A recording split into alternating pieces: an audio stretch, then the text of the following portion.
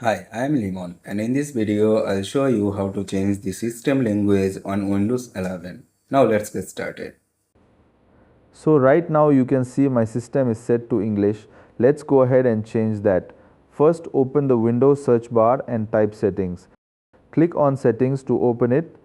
Now in the settings window look for time and language and click on it. On the right side click on language and region. Here's where all the language settings live. Now under preferred languages click on add a language. A list will pop up.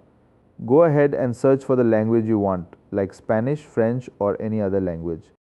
In my case, I'll choose Spanish and click Next. Now you might see a few optional features like speech or handwriting.